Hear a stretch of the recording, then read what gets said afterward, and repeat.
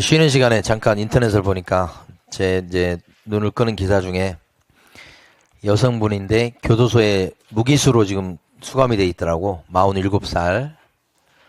근데 죄명은 뭐냐면 존속살해예요. 아버지를 죽였다는 제목으로 24년째 지금 옥살이 중인 거예요. 무기 받고 뭐 수면제하고 뭐 이렇게 해서 아버지를 죽였다 이렇게 그것 때문에. 근데 이제 재심을 신청을 했는데 법원이 받아준 거예요.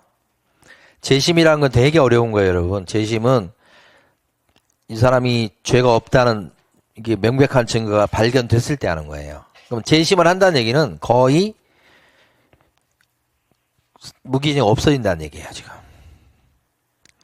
그럼 그 사람이 24년 동안 감옥 생활한 건 누가 보상해 주나요?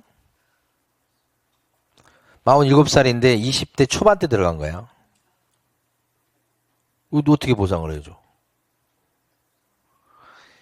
그러니까 검사나 판사들도 정말 정말 자기 이것 때문에 한 사람의 인생이 망칠 수 있다는 걸 생각하면서 해야 된다고. 근데 그런 일을 막 계속 반복해서 하죠. 막 죄인들은 막 몰려오고 그러고 막 계속 하죠. 그러면 그렇게 철학적 고뇌를 하면서 할까요? 내 직업 때문에 이 사람의 인생이 망가질 수 있다. 이렇게 하면서 할까요? 이제는 감각이 없어져요. 그러든지 말든지 지금 내가 힘들어 죽겠다 이렇게 되는 거예요. 그러니까 그 검사나 판사들 그것도 뭐 이해가 안 되는 건 아니야. 근데 저런 일이 딱 발생하면 이제 어떻게 해요? 저게 내 자신이 될 수 있잖아. 뭐 돈으로 보상한다고 보상될 문제가 아니잖아요, 저게. 결론이 어떻게 날지 모르겠지만 쭉 기사 읽어보니까 엎어질 것 같더라고, 지금 보니까. 다른 증거가, 이게. 이 사람이 죄를 안 지었다는 그런 증거가 이제 명백히 밝혀졌을 때만 재심을 하는 거예요. 청구해도 잘 안 받아주거든요.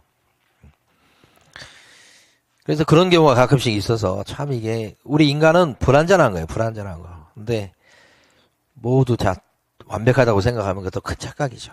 예? 그래서 뭐 나와서 자기도 다 모르는 거예요, 사실은. 예. 그 확신에 차가지고 얘기하는 것 자체가 얼마나 위험하냐 이거지. 누구든지 마찬가지. 예? 자, 137페이지에 보시면 기본 윤리라고 되어 있는 거 있죠? 예, 기본 윤리. 중개업 사장님은 윤리 의식이 있어야 될까? 없어도 될까?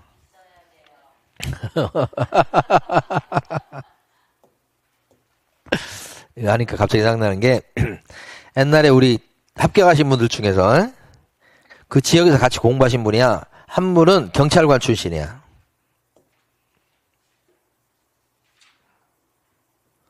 한 분은 지점장 출신이야. 나 이게 아주 대표적으로 부동산 공부하신 분들의 근데 같은 기수예요. 예를 들어서 뭐 24회다 그러면 24회 같은 학원이요. 둘이 이제 약간 이제 힘겨루기가 있는 거야. 응? 근데 같은 지역에 가까운 곳에 부동산을 같이 하고 계셔. 좀 오래된 얘기입니다. 근데 이 두 분이 그런 감정이 생긴 거예요. 감정 다툼을 하다가 길거리에서 싸우신 거예요, 두 분이. 그냥 소문이 다 났어, 그냥. 제 귀에까지 들어올 정도니까. 뭐 때문에 싸우는지는 뭐 별로 중요하지 않아. 뭐 감정이 생겨서 싸우셨겠지. 그러니까 막 욕을 해가면서 막 대판 싸워갖고 완전히 이렇게 됐지. 예? 두 분이. 예. 길거리에서 쌈박질하면 돼야 안 되고. 부동산 사장님들을 다 얼굴 깎는 거예요. 자, 개업 공인중개사 및 소속 공인중개사는 여기 소공 들어갑니다. 전문 직업인으로서의 품위를 유지하고. 품위 유지했어요? 아니지. 못한 거지.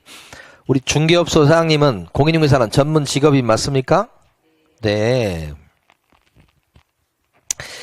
이제 어떤 의미가 있냐면 아직은 공인중개사 자격증을 국토교통부 장관이 주질 않고 시도지사가 줘요. 네, 그래서 공식적으로 나라에서 인정한 전문 자격사가 한 자격증이 한 7개 있어요. 7개. 거기엔 아직 안 들어가요. 그래서 자꾸 협회에서 얘기하는 게, 야, 국장이 좀 줘라, 이렇게 하는 거야. 국장이 주는 순간에 전문 자격사로 인정을 받는 거야. 그 전문 자격사 들어가는 거에 뭐 세무사, 법무사, 뭐 회계사, 변리사 이렇게 쭉 한 행정사에서 7군데에는 장관이죠, 장관이. 아직은 장관이 안 주거든. 그러니까 나중에 여러분 자격증 따서 국장이 줘라! 라고 이제 머리띠 두르고 한번 막 하셔. 그러면 그야말로 전문 자격사 이렇게 되는 거지. 네. 근데 그거 아니더라도 이제 일반인들 인식이 엄청 많이 달라졌어요. 제가 처음 강의 시작했을 때만 해도 부동산 한다 그러면 사람들이 뭐야? 별로 그렇게 좋은 이미지로 안 봤어. 지금은 아니야, 이제. 지금도 이제 실제 일해보면 옛날부터 해오셨던 분들은 이제 조금 실력이 없으셔. 최근에 하신 분들은 벌써 이제 성분이 틀려. 출신이 틀리다고. 틀려도. 그리고 또 달라진 게 뭐냐면 옛날보다 젊은 사람이 막 하잖아. 그런 거 지금은 이제 별로 얘기 안 해. 옛날에는 젊은 사람이 하잖아. 그럼 비키고 어르신 나오라 그래. 그게 원래 부동산이야. 에? 야, 비키고 20대가 막 하잖아. 그러면 비키고 이렇게 했거든. 근데 지금은 이제 반대야, 반대 이제. 너무 많이 나이 드신 분이 나오면 비키시고 그렇게 바뀌어 버렸다는 게 세월이. 그러니까 이것도 자격증을 따서 좀 젊었을 때 해야 될지, 뭐 늙음하게 할 일 없어가지고 뭐 요렇게 한다 이런 생각이 그건 이제 틀려져. 젊은 친구들이 되게 많아져. 그래서 지금은. 그 다음에 신의와 성실로서 이렇게 되잖아요. 신의와 성실로서 공정하게 중개 관련 업무를 해야 되겠다. 공정이란 말은 이해가 됩니다. 왜냐하면 중간에 껴있잖아요. 임대인 쪽도 일방적으로 편들면 안 되고 임차인 쪽도 일방적으로 편들면 안 된다. 그런 취지예요. 껴있으니까. 신의와 성실로서. 그 부동산 사장님에 대해서 이제 어느 정도 신뢰도가 되는지 모르겠네. 워낙 종사자가 많기 때문에 그 별별 사람이 다 있을 거 아니에요. 그러니까 요런 거 조금 이제 앞으로 이제 전체적인 그런 느낌이니까 여러분이 자격증을 따셔서 이제 계속 시간 지나면 올라갈 수밖에 없어요. 그리고 실력도 보여주고. 자, 그 다음에 요게 바로 이제 기본 윤리다 이렇게 하는 거예요. 그 다음에 잠깐 볼게요. 중개업소 일하면서 알게 된 비밀을 누설하면 안 된다 이거죠? 그래서 부동산 일하시다 보면 손님들 비밀을 많이 이제 듣게 됩니다. 요 비밀 중에 대표적인 게 뭐예요? 탈세입니다. 탈세. 탈세도 비밀이에요. 우리 부동산 사장님들이 탈세를 조장하는 측면도 있죠. 그 탈세를 갖다 조장한다고 하는 게 손님들이 원해요. 그래서 뭐 이렇게 하시라 이렇게 같이 거들어주는 경우가 있다 얘기지. 이것도 사실 어떻게 보면 비밀이에요. 이 비밀 언제까지 갖고 가야 돼? 무덤까지 갖고 가야 된다 이 말이지. 무덤까지 갖고 가야 돼. 비밀 지켜줘야 되겠다 이런 얘기 하는 거고요. 자, 이거 형사처벌 대상입니다. 근데 이거에 전문 직종은 다 있습니다. 뭐 변호사도 있고 의사도 있고, 그죠?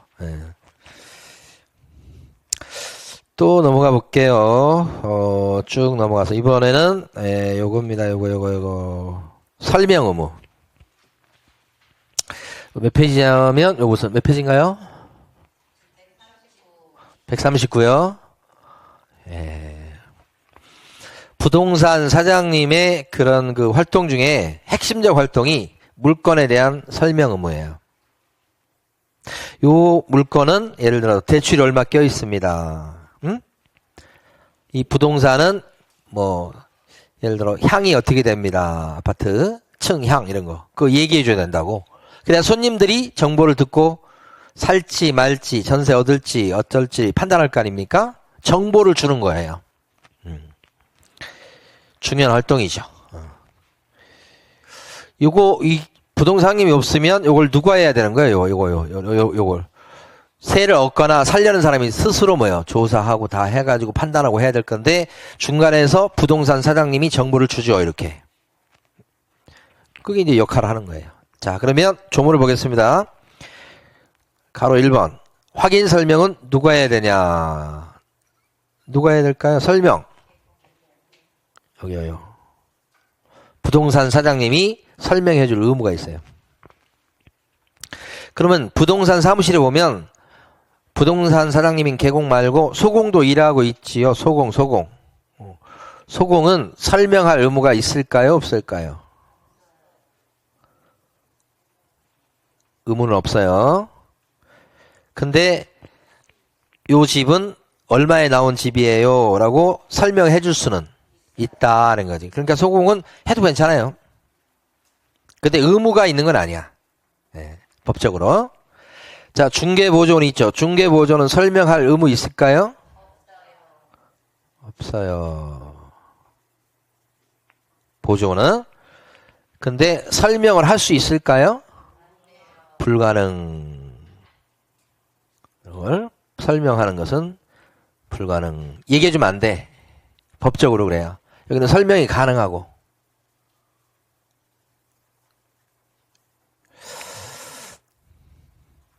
차이 나죠? 예. 근데 이게 현실적으로 봤을 때 이제 이게 잘 안 지켜지지. 중개보조원이 이제 사무실에 있어. 근데 사장님이 잠깐 자리 비운 거야. 뭐 있어도 마찬가지야. 근데 손님이 와가지고 어떤 물건 나온 거 있어요? 괜찮은 거 있어요? 이렇게 물어봤을 때 아, 어떤 지역에 물건이 뭐가 있고 얼마에 나온 게 있습니다. 라고 고객분한테, 손님분한테 얘기하면 돼요? 안 돼요? 안 된다는 거예요. 보조원은. 요즘은 보조원이 많이 줄었습니다만 그래도 옛날 지금도 있어요. 근데 옛날에는 보조원 천지였어요. 근데 옛날 같은 경우 이게 지켜졌겠어요? 계약해야 되는데 다 얘기했지. 근데 요즘은 뭐 빚이 얼마 있고요, 들어 있고요, 막 이거 얘기해주면 안 되는 거야. 근데 했잖아. 이거 법 위반인 거지. 그래서 이제 이게 자꾸 이제 이게 정비가 돼가는 거예요. 한꺼번에 딱 만들어질 수가 없다고. 그래서 보조원들이 설명을 해줄 수 없게 돼 있어요. 가능한데. 자, 두 번째. 언제 물건에 대해서 설명해야 됩니까? 언제? 상식이요, 상식. 부동산 사무실에 들어와서 계약서에 도장 찍기 전까지 계속 설명하죠. 이렇게. 의뢰를 받아갖고, 여기 있네? 언제까지? 중개가 완성되기 전. 중개 완성이 뭔데요? 계약 체결.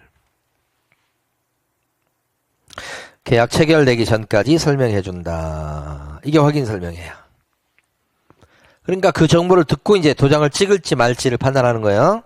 자, 세 번째. 무엇을 설명해 줘야 되는가? 설명해 줄 거예요. 설명사항이에요. 세 번째. 오, 많아요. 그러니까 여러분 이제 부동산 사무실 이용해 봤을 때 많이 들어본 얘기들 건데 그거 하나씩 봐봐요. 이 물건은 빌라입니다. 다세대 주택 빌라예요. 주소가 이렇게 되고요. 그 다음에 면적이 요게 전용 면적이 실면적이 한 76제곱미터 정도 됩니다. 그래서 방이 2개짜리예요. 이렇게 하면서 그 다음에 용도나 구조. 이거 언제 지어졌냐면 지어진 것은 조금 됐네요. 1998년도에 지어졌습니다. 예? 쓰러져 가겠죠 지금. 빌라인데 이런 걸 설명해 줘야 돼요. 그 다음에 요 빌라는 보니까 쭉 얘기하면서 근데 빚이 조금 있네요. 한 1억 정도 있습니다. 가격이 한 2, 3억밖에 안 될 건데 빚이 1억이나 있는 거. 아, 진짜 우리나라 빚 어떻게 해야 진짜?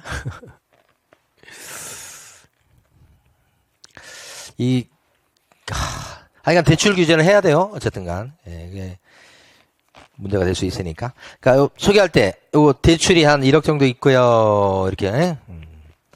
대출은 없는데요. 거기 세입자가 1억 세입자가 한 명 들어가 있습니다. 세입자로 거기 살고 있어요. 그죠? 이것도 세입자도 빚이에요. 이렇게. 그 설명해 주는 거죠. 요게 지금 얼마에 나왔냐면 거래 예정 금액이 나왔죠. 얼마에 나왔냐면 요거 나온 금액이 2억 5천만 원의 매물로 나온 겁니다. 이렇게. 그게 뭐예요? 예정 금액이에요. 그다음 요거 계약이 되시면 중개보수는 한 100만 원 정도 주셔야 됩니다. 이렇게. 설명해 주라고요. 그 설명사항 중에 요거 있잖아요. 지금 설명사항 중에 요거 중요합니다. 복비 중요합니다. 자, 그 다음에요. 관리비 얘기 나오죠. 요 관리비는 조금 다르게 보셔야 돼요. 자, 볼게요. 어떤 걸로 할까? 녹색? 예. 관리비 얼마입니다. 아니, 녹색인데 왜 이게 나와? 관리비 얼마입니다. 어떻게 계산해서 나왔습니다. 앞으로 이제 요게 많이 문제가 돼요. 근데 이제 요거 중요한 건 관리비는 일반 매매일 때는 얘기해 줄 필요 없다. 설명상이 아니고 뭐일 때만 설명하는 거냐면 얘는 임대차. 매매는 아니고 요거 중요합니다. 3번 녹색. 그것도 주택만 얘기하는 겁니다. 상가는 안 들어가고 이렇게. 요거 두 개 중요합니다. 그 다음에 설명할 때 보면 우리 다세대 주택과 관련해서 이런 거 있을 수 있죠. 토지 이용 계획 이런 거 들어보셨어요? 아이고 바꿔야 되네. 그때그때 바꿔야 되네. 토지 이용 계획, 공법상 거래 규제 및 이용 제한에 관한 사항. 요게 여러분 부동산 공법 시간에 배우시는 내용이에요. 공법이라는 얘기 나오죠 여기? 그래서 예를 들어서 여기 용도 지역이 제 2종 일반 주거 지역입니다. 공법 시간에 이거 배우시죠? 이렇게. 요거 얘기해 주라고. 용도 지역. 이게 설명상이에요. 그 다음에 수돗물 잘 나오고요. 요 가스는 이제 도시가스입니다. 이 도시가스라는 게 주방 취사와 관련된 거 도시가스 들어온다는 얘기입니다. 가끔 보면 이제 경매 매물 중에 저 서울 외곽 쪽에 경매 매물 나온 거 있거든요. 거기 보면 LPG 이런 얘기 나와요. 뭔지 아시죠? 도시가스가 안 들어온 거야. 그러니까 LPG 통을 갖다가 저 외곽 나가면 그런 데 있잖아. 식당도 그렇고. 그러면 거기는 이 가스가 뭐가 되겠어요? LPG 씁니다, 우리. 이렇게는. 곧 터질지 몰라요.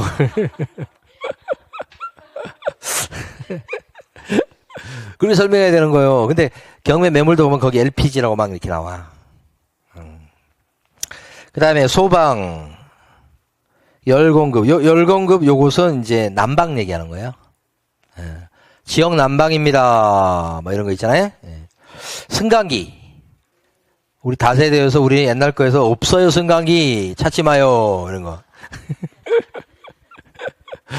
요 최근 빌라들은 또 이제 있는 게 있는데 배수 물 빠짐 이런 상태를 갖다 설명해 주고요. 그 다음에 벽면 바닥면 도배 이렇게 돼 있잖아요. 벽은 비 올 때는 좀 비가 새니까 그거 좀 아셔야 됩니다. 누수가 있어요, 누수가. 여기가 시험에서는 중요하지 않는데 실무에서는 이거 다세대 빌라잖아요. 6번 중요해요. 6번. 비가 셉니다. 특히. 근데 이제 위에 뭐 이렇게 방수공사 해가지고 처리하기 쉬운 건 옥상 같은 위에서 새는 거 있잖아요. 그건 쉬워요, 어떻게 보면. 근데 막 비가 이 벽면 타고 들어온 거 있잖아요. 요건 잡기도 쉽지 않고 공사비용도 많이 들어갈 모양이더라고. 하여간 비 올 때는 조심하셔요. 잘못하면 떠내려갑니다. 이렇게. 바닥면, 그 다음에 도배. 도배는 이번에 새로 했습니다.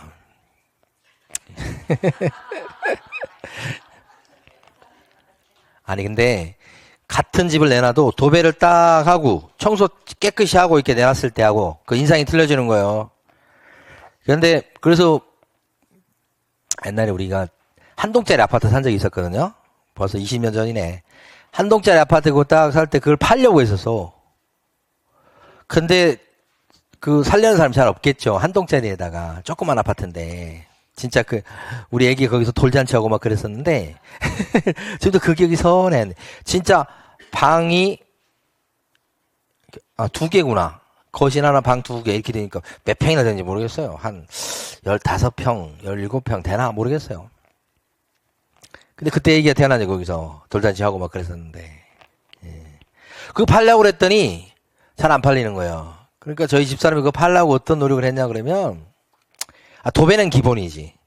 그 다음에 손님이 뭐 물건 집 보러 온다 그러면 어떡해요? 우리 손님이 일하다, 우리 집사람이 일하다 말고 막 가가지고, 그냥 개미새끼 한 마리 없을 정도로 깨끗하게 막 치워 막. 제가 한번 집에 딱 갔더니, 딱 이제 들어가서 집이 그냥 번질번질하고 막 아무것도 없는 거야. 그러니까 만약에 막 다 어디다 집어넣어놨겠지. 왜 이렇게 깎여 치워놨냐 그랬더니 오늘 누가 집 보러 왔었대.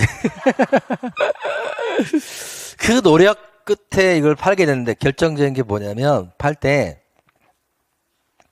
거기 저희가 신혼 때였으니까 그 가스레인지 이거 있잖아요. 이거 새로 산 거야 이거. 약간 그 집에 비해서 조금 과한 거야. 가스레인지하고 뭘 덤으로 놓고 간다고 그랬어. 그것 때문에 그 사람이 헷가닥 해갖고, 근데 내놓기도 싸게 내놨어요. 그 가격도. 그래야 팔리니까. 근데 그때 우리가 지금 사는 아파트로 이사 갈 계획을 잡고, 이 아파트를 계약하고 나서 이걸 판 거야. 바보처럼. 그 저희 집사람이 성격이 엄청 급하거든요. 지금 사는 아파트를 보고서 바로 도장을 찍고, 이걸 팔려고 하는 거지. 그러면 안 되잖아요. 팔고 나서 여유있게 이제 좀 물 보다가 괜찮은 게 있으면 찍어야 되는데, 성격이 급해갖고 미리 보고, 마음에 드니까 도장을 찍고, 이거 팔려고 하니까 그런 일이 벌어졌던 거예요.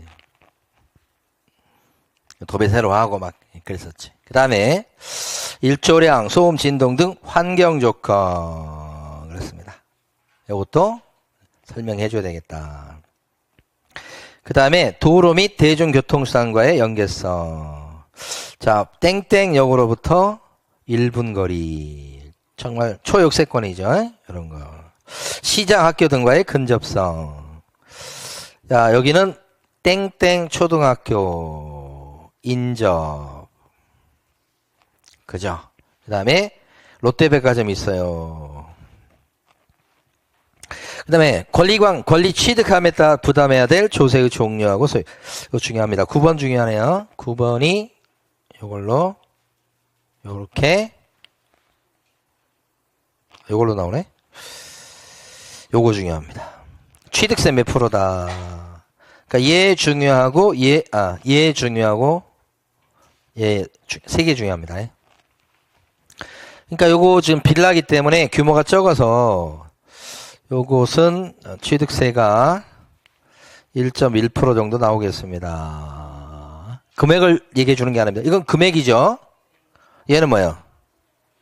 세율이에요, 세율. 1.1%입니다. 또 2.2%예요. 이렇게 얘기해 주라고. 취득세. 예. 이게 중요한 이유는 재산세 같은 것은 얼마 나올 거다고 얘기해 줄 의무가 있다 없다. 없어. 재산세는 아니고, 재산세는 갖고 있을 때 내는 세금 아니요. 보유. 취득할 때 무는 세금이라고.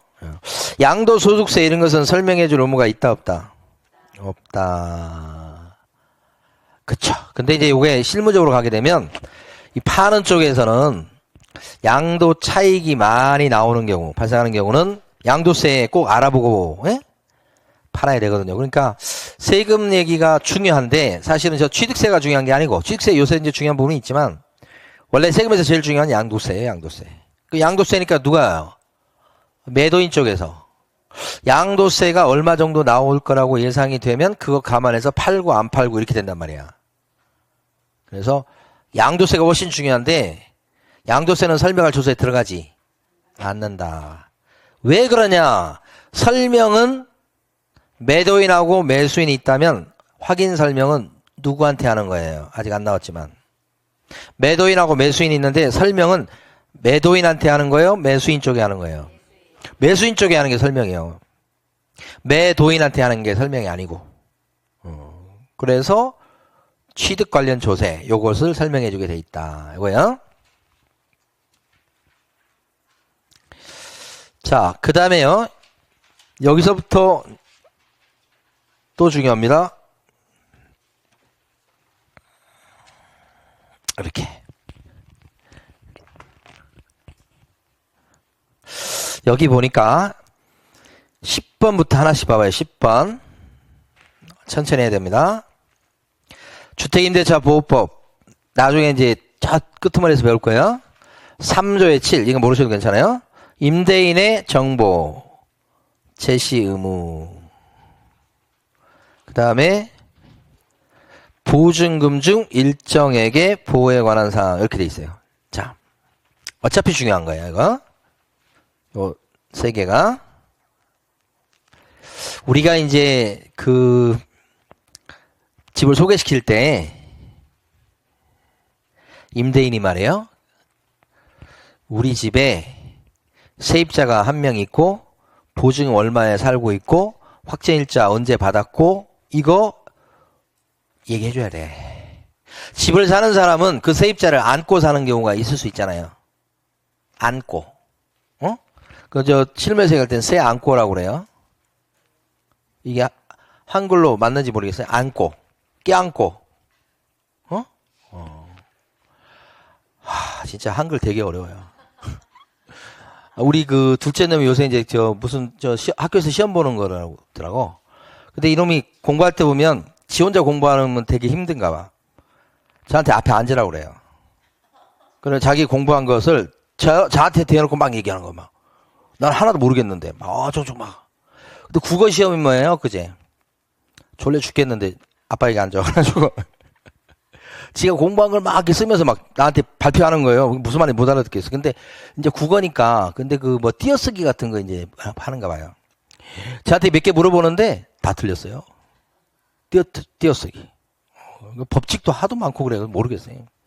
그러니까 세종대왕님이 잘 만드시긴 했는데 그 문법은 우리 국어 문법은 되게 어려운 것 같아요. 그래서 이번에 시험을 봤는데 100점 만점에 79점 받았다고 잘 받았다고 좋아하더라고요. 잘 받은 건지 모르겠어요. 80점 맞은 거지. 이게 뭐냐면 그 주인이 우리 집에 세입자가 몇 명 있어요? 보증금 얼마에 살고 있어요? 확정일자 언제 받았어요? 이것을 집을 사는 사람한테 어떻게 해요? 얘기해 주라는 거지. 응?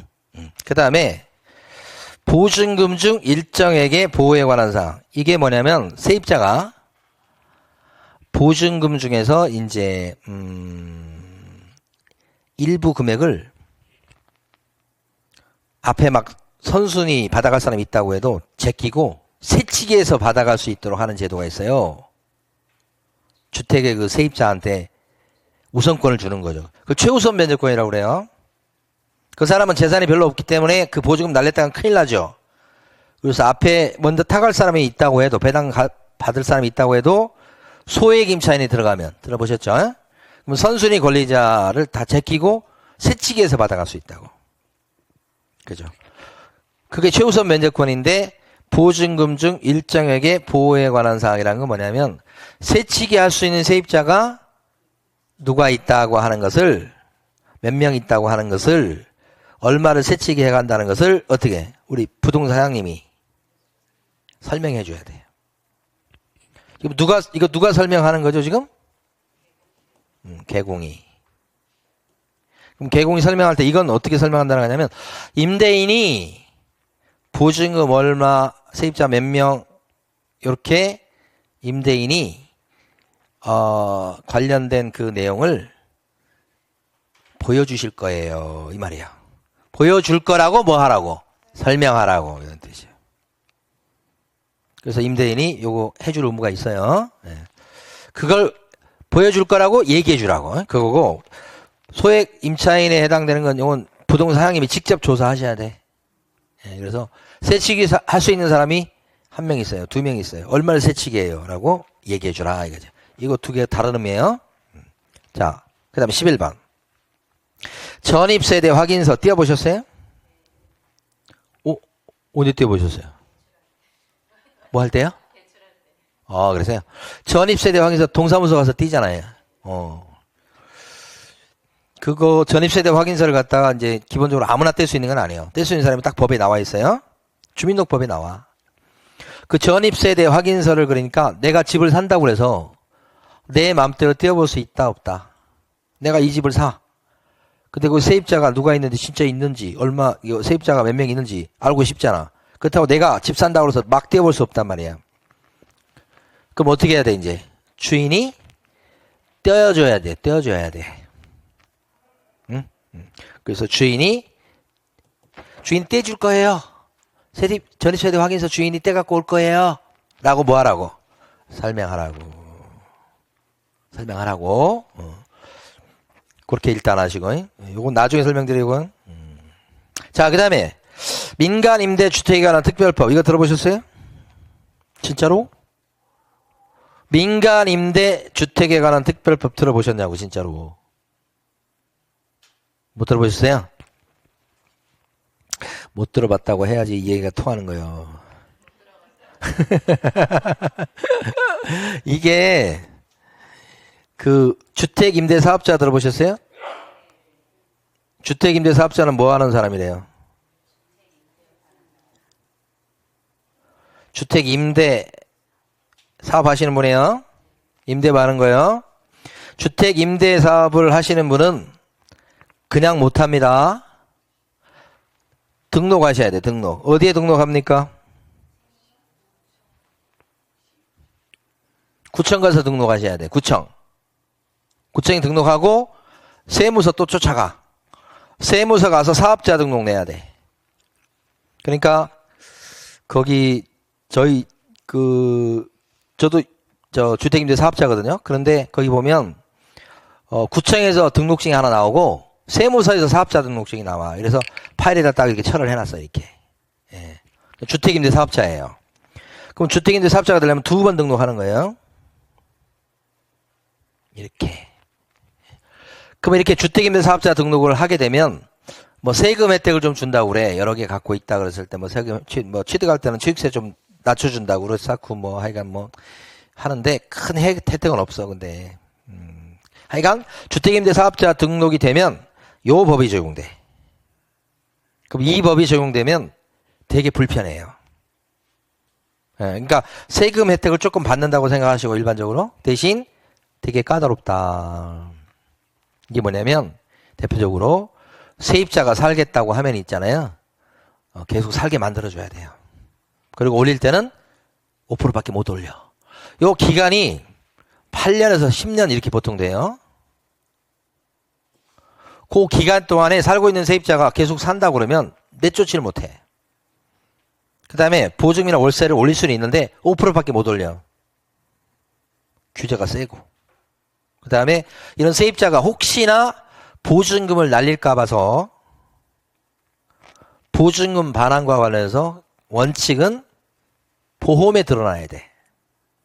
보증금 돌려주는 거에 대해서 안전장치로서 보험에 들 의무가 있고 안 들면 과태료가 2천인가 3천인가 그래요. 의무야 의무. 되게 뭐예요?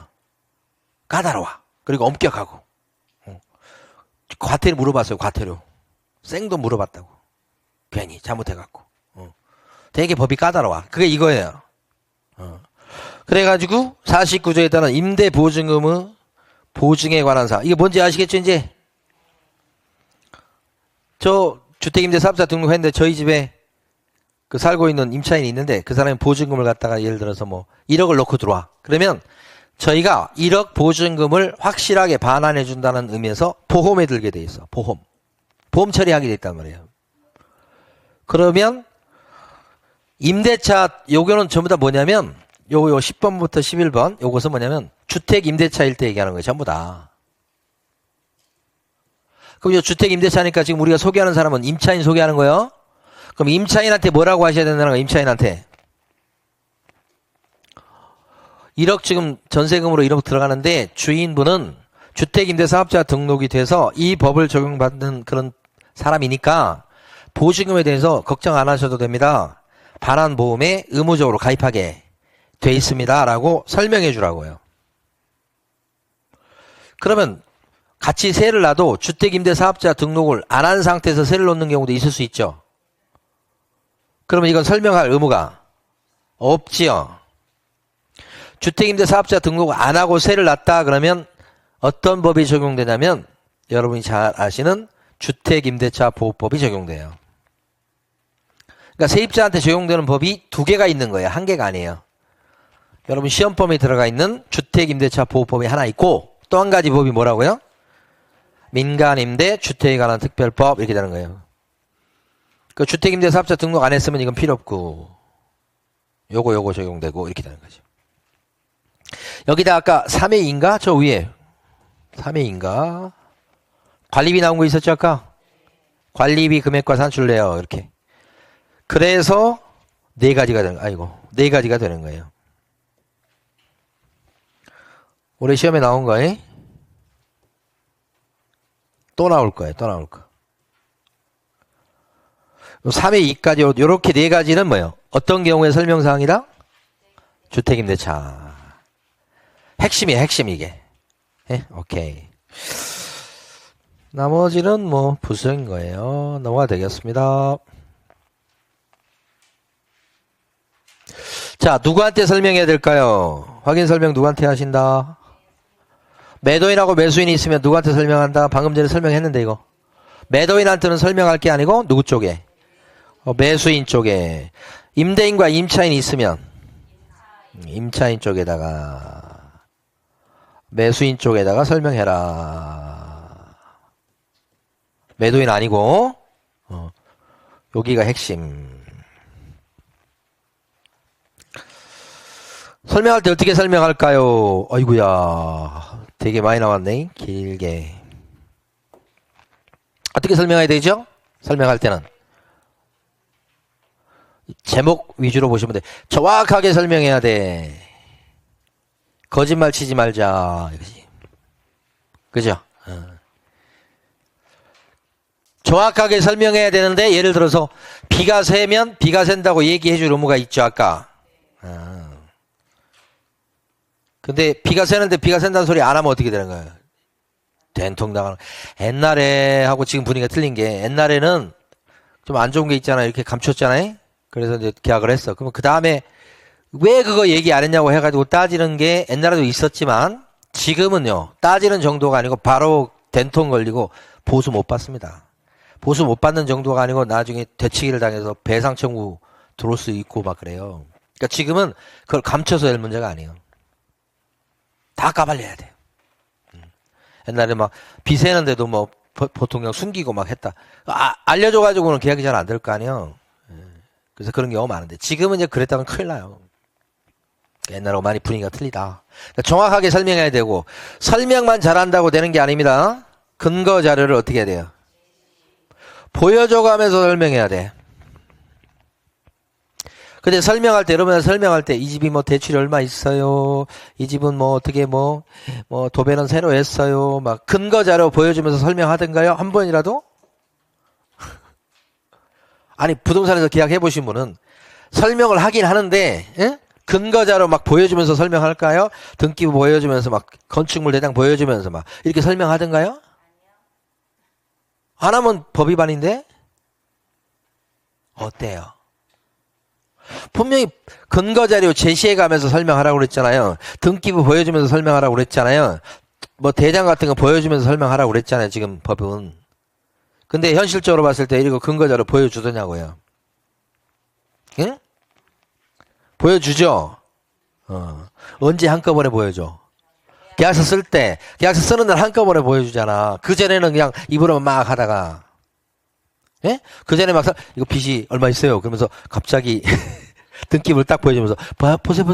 빚이 이만큼 있는데, 이렇게 설명하지 않잖아요. 빚이 얼마 있어요? 그냥 결론 넘어가. 오케이. 어떻게 하는데요? 갚은데요? 막 이렇게 하고 넘어갔다. 나중에 계약서 쓰는 날, 어떻게 해요? 다 보여주잖아, 거기. 현실은 그렇단 말이야, 실무는. 그게 도장 찍기 전까지만 설명해주면 되잖아. 그래서 그렇게 하는 거예요. 그거 다 설명해주고 나중에 가서 어떻게 도장 찍죠? 돌아가면서 꾹꾹꾹꾹 도장 찍잖아. 그렇게 하는 거라고. 근거 서류 보여주면서 거짓말 치지 말고 설명해라 이런 얘기지. 자, 그런데 이 설명해주는 것과 관련해서 요상한 게 하나 있어요. 설명해줄 사항에 예를 들어서 벽면 상태에 대해서 설명할 의무가 있어요? 없어요? 금 간 거. 금 간 거, 이거 말로만 해봤지 이게 써보질 않아가지고 자신이 없네. 금간거. 금간거. 예? 이렇게 쓰는 지 모르겠어. 예? 금간거에 대해서 설명할 의무가 있어요, 없어요? 누수. 이거 설명해 줘야지. 그럼 이거 설명하려면 이제 조사해 봐야 될 거 아니에요? 금간대 있나, 비세나 이거 조사해 봐야 될 거 아니에요? 그거 어떻게 조사해? 둘러봐야지. 그죠? 셀 만한 데가 있나 없나 막 둘러봐야 되거든. 근데 이렇게 봐가지고 좀 경험이 있으면 뭐 좀 비가 새겠다. 이렇게 뭐 이렇게 색깔 변하고 그런 데 있잖아. 그러니까 알 수 있잖아요. 대부분 보면. 예. 그런데 도저히 이제 알기 힘든 게 뭐냐면 농짝 뒤죠. 그런 데가 비가 샜다고 해서 막 변색이 됐다고 해도 알아볼 수가 없잖아. 농이 막혀 있기 때문에. 그거 조사하려면 어떻게 해야 돼? 이제 농을 좀 빼봐야 안에가 색이 변했나 곰팡이 생긴다 이렇게 볼 수가 있잖아. 원래 그렇게 해야 되는 거예요. 그런데 상식적으로 이걸 손님이 와서 설명해 주려고 했을 때, 이 집에 대해서 할 때, 그러면 이런 거 설명한다 그랬을 때는 한 번씩 농작을 빼보고 나서 확인을 하고서 설명해 줘야 된다는 얘기잖아. 농작을 빼려면 어떻게 해? 저는 이제 태어나가지고 수술을 좀 이런저런 좀 꽤 큰 수술을 3번 해봤어요. 그 중에 하나가 허리 디스크 수술이에요. 그래서 저는 지금도 무거운 걸 잘 못 들어요. 쌀 10kg도 겨우 들어요. 그것도 아주 신경 써가면서 들거든요. 그러니까 이거 수술한 게 제가 한 20대 중반? 이때 수술이 엄청 오래됐죠. 근데 지금도 조심해요. 뭐 할 때 보면 그냥 대충 하잖아요. 저는 제가 이거 떨어진 거 주울 때 자세 봤죠? 이렇게. 그 많이 습관이 됐어요, 이게. 이렇게 자세 낮추는 게. 근데 제가 만약에 이거 설명한다고 하면 농작을 뺀다고 그러면 저 허리가 빠져요. 이게 회생불능이야, 이거. 저 할 때 무거운 거 절대 안 들어요. 10kg 이상은 딱 봐가지고 들 것 같다고 도망가 버려요. 안 되지. 그죠?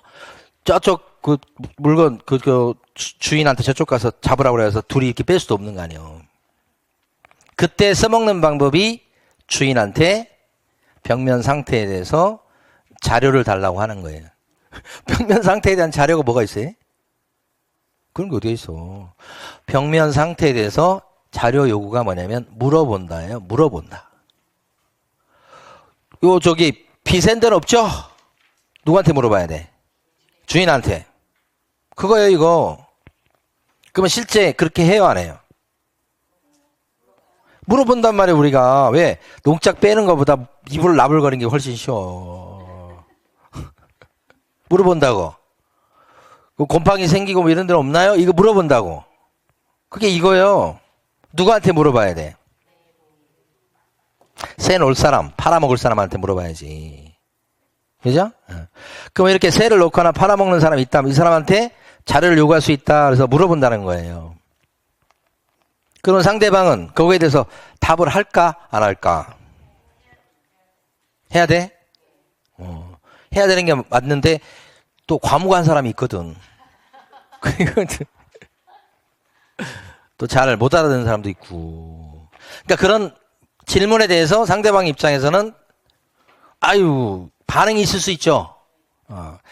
비세고 그런 데 없어요. 이렇게 딱 얘기할 수 있지. 자신감 있게 얘기하잖아. 그러면 우리는 딱 눈치가 뭐예요? 비센 데가 없나 보네.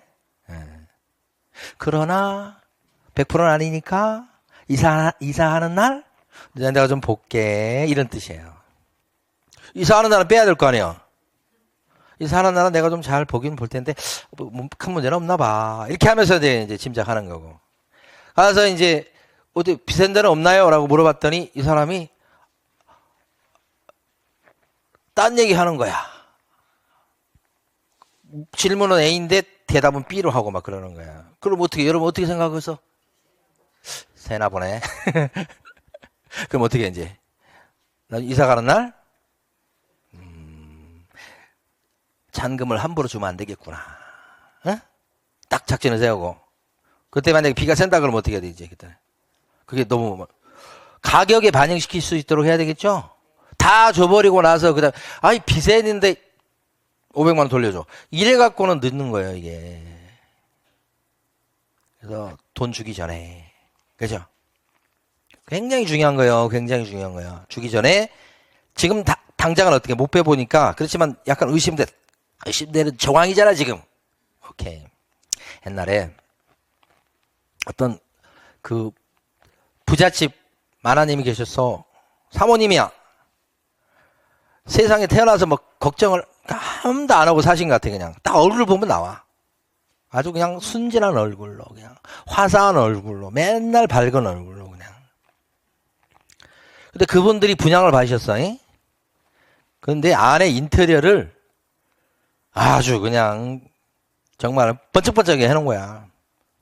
본인들이 들어가 살라고. 그런데 갑자기 사정이 생겨서 못 들어가게 되는 상황이 발생한 거야.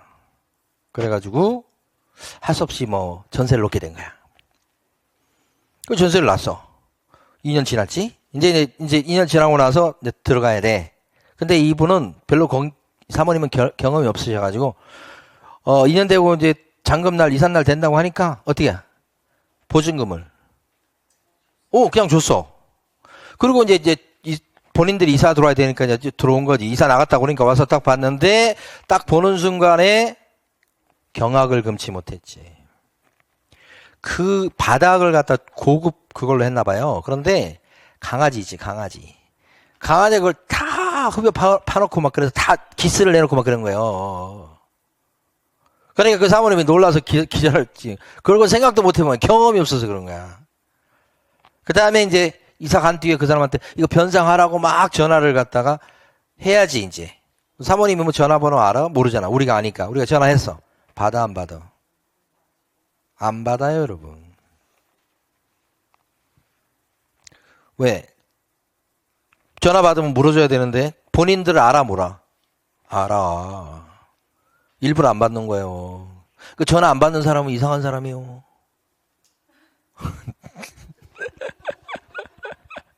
아니 그래가지고 못 받았어 그거.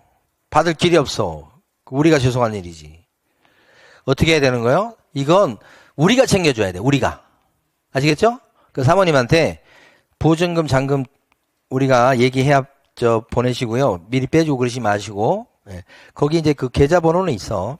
근데 미리 빼주지 마시고 우리가 주의를 시켰어야 돼. 그리고 우리가 가서 현장 확인하셔야 돼. 사모님이 안 간다고 그래도 끌고 가야 돼. 그래서 확인시키고 문제가 있으면 어떻게 해요? 보증금에서 깔 생각을 하셔야지. 그거 턱 줘버리면 안 된다고요. 그래서 아까 그 벽에 금간돼 있다 그러면 어떻게 해요?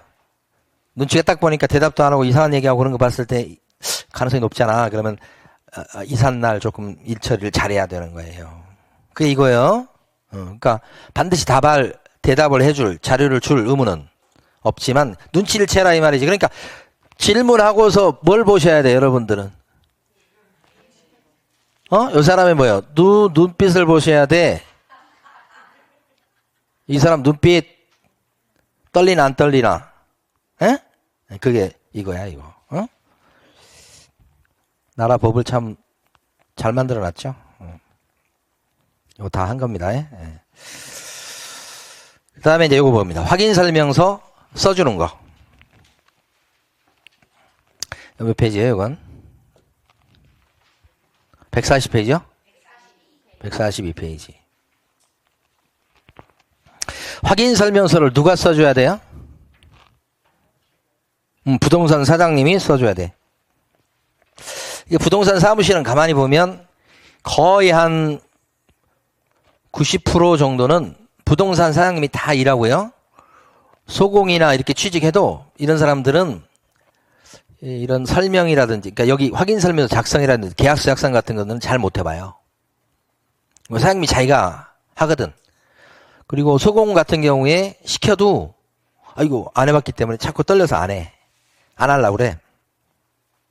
편하기도 하고. 그러니까 사장님이 시키는 것만 하고 있다가 한 번 더 보기만 했지. 100번 보는 거하고 한 번 써보는 거하고 틀리단 말이에요. 그래서 사무실 가서 일을 배우려고 그랬더니 1년 동안 했는데도 6개월 동안 했는데도 일 하나도 못 배웠다고 하는 건 자기가 못 배운 거야. 사장님한테 뭐라고 그래야 돼? 사장님, 이번엔 제가 한번 써볼게요. 자기가 자신 있게 나서서 한번 시도를 해야지만 자기 실력이 느는 거지. 사장님이 얘기 안 한다고 그냥 가만히 있고 이래버리면 일 못 배워.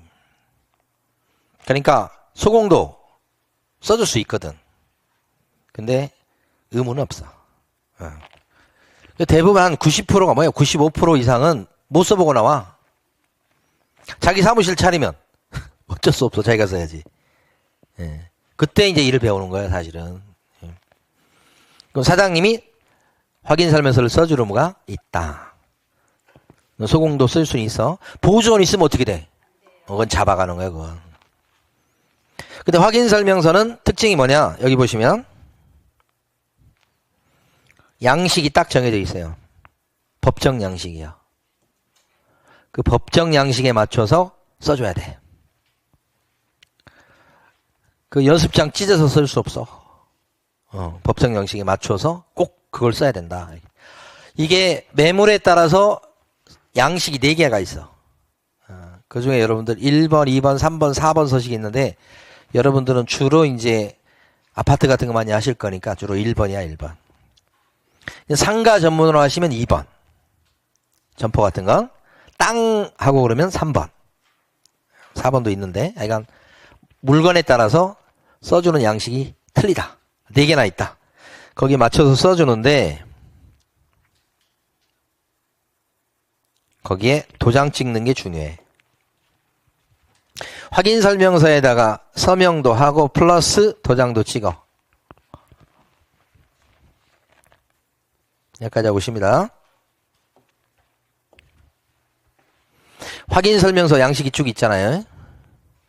자, 뒤에 가면 있는데 이제 제가 가기가 그래서 지금 한 겁니다. 확인 설명서 여기에다가 어떻게 서명이 뭐예요? 자기 손으로 이름을 쓰는 거예요. 이렇게. 이게 서명이야. 그 다음에 옆에다가 어떻게 해야 돼요? 도장을 찍어야 돼요. 여기다가. 이 도장은 어떤 도장을 찍냐면 관청에 등록시켜놓은 도장을 꾹 찍는 거예요. 이렇게. 서명 플러스 날인 이렇게 하는 거예요.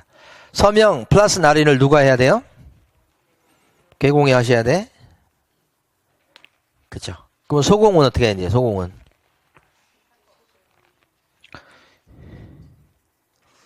우리 사무실에 아이고 빨간 글씨에 돼버렸네. 이수경 이렇게 실장님이 있으면 실장님도 이제 사실은 저희는 오히려 반대예요. 저희는 우리 실장님이 계약서 쓰고 그다음에 다 이런 건 다 실장님이 하셔. 오히려 반대로. 그러면 실장님 여기 쓰고 나서 이제 계약서 쓰는 날 여기다가 실장님 등록된 도장을 여기다 꾹 찍어. 이렇게. 예. 그 바로 밑에 있어요. 소속 공인인무사 이렇게 해가지고. 그러니까 소공이 만약에 일 처리했을 때는 어떻게 돼요? 들어가야 돼. 예. 이게 합법이 합법 이렇게 해야지. 근데 거의 대부분의 부동산 중개업소에서는 소공이 일 처리를 잘 안 해요. 그 반에 소공이 거의 빠져.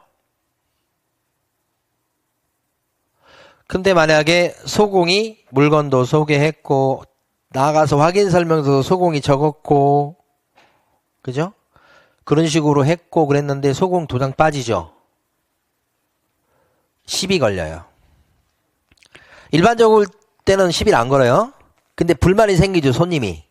그럼 나 데리고 왔다 갔다 하는 사람이 실장님인데 왜 실장님 도장 없어? 이렇게 나와요.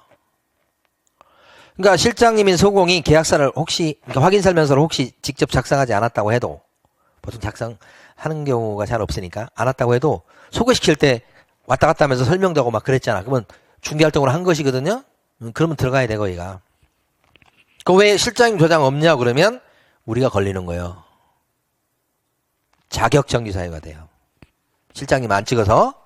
그럼 우리는 어떻게 돼요? 실장님이 자격정지인데. 잘못하면 우리는 업무정지를 받게 돼요. 밑에 사람 때문에. 예. 그러니까 조심해야 돼. 그러니까 그 실장님 빠졌으면 그 소공 빠졌으면 소공이 받는 거예요. 우리가 안 찍으면 우리가 업무 정지야. 우리가 업무 정지라고. 근데 우리가 안 찍는 경우 잘 없죠? 예? 예, 잘 없어. 예. 실장님 빠지는 경우가 많지. 복잡한 케이스도 있고 그런데 그것까지 설명드리면 여러분들이 머리가 복잡해지니까. 예. 자, 그러니까 둘 다 찍어야 된다는 얘기입니다. 오케이. 근데 여기다가 도장 등록된 내용을 꼭 찍어야 되는데 이 도장을 안 찍으면 어떻게 돼요? 법 위반이요? 가끔씩 이제 도장을 많이 찍을 수 있잖아요. 그리고 손님들도 많이 오는 경우가 있어. 어? 손님 오고 아는 사람 따라오고 이쪽도 손님 오고 그 사람 또 손님 아는 사람 또 따라오고 보겠다고 어? 막 사무실이 막 꽉 찬 경우가 있어. 그러면 정신이 없어 이제 막 도장 찍었나 안 찍었나. 아유 수고했습니다. 다 왔으니 계약서 쓰고 가세요. 빠이빠이 하고 이제 아이고 다 끝났다고. 보통 계약서 쓰는데 한 1시간은 잡아야 돼. 1시간. 그래서 아이고 잘했습니다 하고 이제 나중에 이제 파일에다 넣으면서 정리하다 보니까 도장을 안 받은 게 있어. 우리 실장님 도장이 안 들어갔다든지 제 도장이 안 들어갔을 때는 어떻게 돼요? 바로 찍어버릴 수 있죠. 손님 도장이 안 들어가면 어떻게 돼? 부르면 와요? 안 와요. 몰라. 특별히 이제 시간이 있을 때는 제가 가서 찍어드릴게 이렇게 하는 사람들은 굉장히 드물고요. 대부분 시간 없어요. 바빠요. 이렇게 우리가 가야 돼. 도장 받으러 우리가 가야 된다고. 그러니까 도장 빠진 게 있는가 없는가 마지막에 잘 확인하셔야 돼. 그러면 두 볼 일이 생길 수 있어. 그죠? 그렇다 이 말이지. 예. 자, 그 다음에 다 했어. 이제 쉬려고 그래요. 소공 얘기 아까 했죠? 그 다음 확인 설명서 이렇게 나눠주죠? 보통 확인 설명서를 몇 통 써요? 몇 통 출력시켜? 확인 설명서 몇 통 빼요? 출력? 4통, 4통. 왜 그래요? 꽉 찬 이유가 우리 부동산이 있는 게 있고 저쪽 손님 부동산이 또 같이 오잖아. 부동산이 두 개가 껴. 그래서 우리가 전세 놓는 그 부동산 이름은 우리를 물건지라고 그래. 물건지. 저쪽 손님을 끌고 왔잖아. 그러니까 손님지라고 그래. 그러니까 아까 꽉 차는 이유가 물건지 부동산, 손님지 부동산. 일단 기본적으로. 그 다음에 사장님, 실장님. 저쪽은 이제 사장님만 오거나 이런 경우가 많지. 그 다음에 이제 여기 손님은 또 공동명이야. 그러면 2명. 그 아는 친구들도 1명, 2명 따라왔어? 이쪽도 그려버려. 그러면 꽉 차고 정신이 하나도 없다고. 그러면 여기 좀 앉아 계시라고 하고 분리시켜서 이렇게 해야 되는데. 자, 확인 설명서를 써서 이제 줍니다. 4통 써서 나중에 나눠 가질 때 임대인 쪽, 임차인 쪽, 임대인 쪽 부동산 우리, 손님지 부동산 이렇게 해서 4통을 나눠 갖게 돼요. 보통 4통 씁니다. 그래서 여기 손님한테는 양쪽에 줄 건 기본으로 깔고 가는 거예요. 양쪽에 줄 거. 쌍방한테 교부한다고요. 확인 설명서를. 그리고 이제 보존합니다. 요거 잠깐 해볼게요. 확인 설명서. 이따 확인 설명서 양식 나오면 다시 한번 설명드릴게요. 손님들은 거래 당사자인데, 아이고. 거래 당사자의 서명 또는 날인 이렇게 돼 있죠. 확인 설명서에 손님들은 서명 또는 날인 할까요, 안 할까요? 안 되겠네. 가야 되겠네.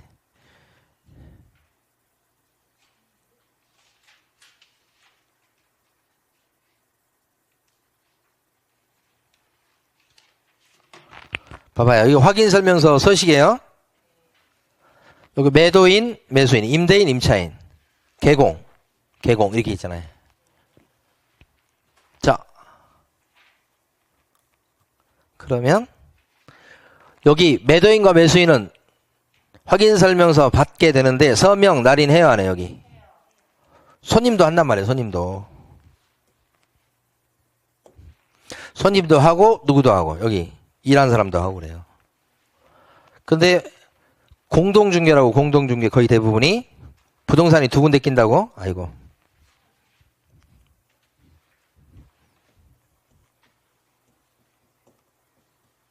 이렇게.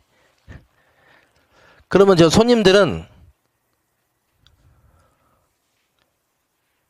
여기다가 손님이 이제 이민우야, 이민우.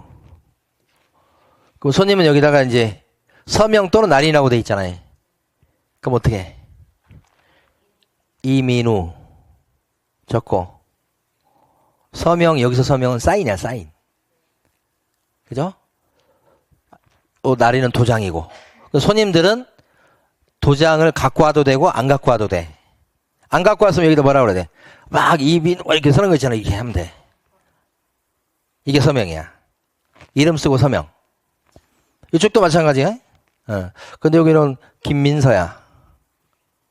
근데 이 사람은 도장 갖고 와서 도장을 콱 찍어. 이렇게 찍으면 돼. 이래도 되고.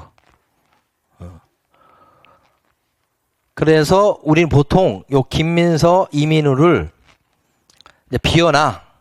그럼 자기들 손으로 쓴다고. 나머지는 다 출력이지만 이렇게 해서 처리하는 거예요. 이게 뭐예요? 서명? 또 여기서 서명은 요거 얘기하는 거예요. 요거. 이건 아니야. 여기서 서명 또는 날인 이렇게 되는 거죠. 둘 중에 하나. 이것만 하든지 둘 중에 하나만 안 돼. 근데 요새는 트렌드가 도장 안 들고 손만 들고 와. 요새 트렌드는. 그래서 도장 갖고 와도 이거 잘 안 해. 막 이거 하는 거 좋아해. 사람들이. 그럼 사인하시죠? 그러면. 근데 우리는 사인하면 안 돼. 무조건 찍어야 돼. 꾹꾹 찍어야 된다. 그럼 요거 이제 간인 뭔지 아시죠? 간인 같은 할 때도 보면 요렇게 사인하면 그 옆에다 이렇게 해야 돼. 그때 좀 불편해. 근데 뭐 본인들이 그렇게 한다는 걸 옆에서 뭐라고 그러지? 잘한다 해줘야 돼. 어이 사인도 멋지시네요. 탁 그러면 사람들이 확 찢어져가지고 계약서 쓰는 날 거기서 싸우고 그런 일이 발생하면 절대 안 돼. 응?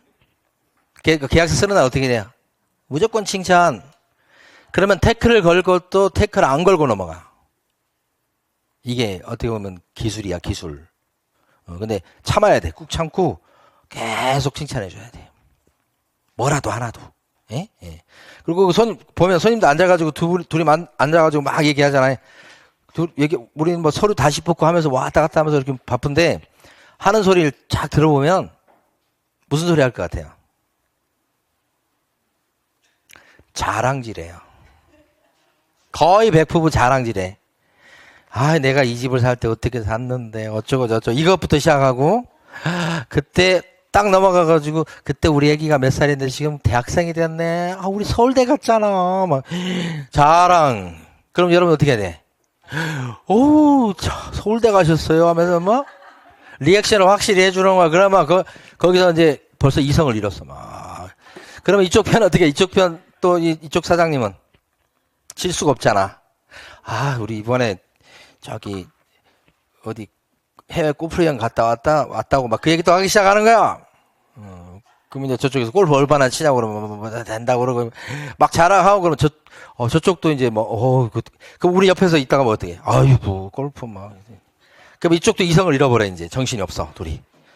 뭐 저쪽도 이제 또 그러다가 만약에 둘이 동향이라든지 옛날에 살던 동네가 같았다든지 이런 일이 발생하잖아요. 완전히 축제 분위기야 그거. 최고의 스토리야. 그러면 태클이 안 걸려요. 선생님 괜찮아 이렇게 되는데 그게 아니야. 딱 봤는데 벌써 인상이 안 좋아. 저 사람이 마음에 안 든 거야. 그럼 뭐 하나라도 태클을 걸어봐. 잠깐 쉬었다가 계속합니다.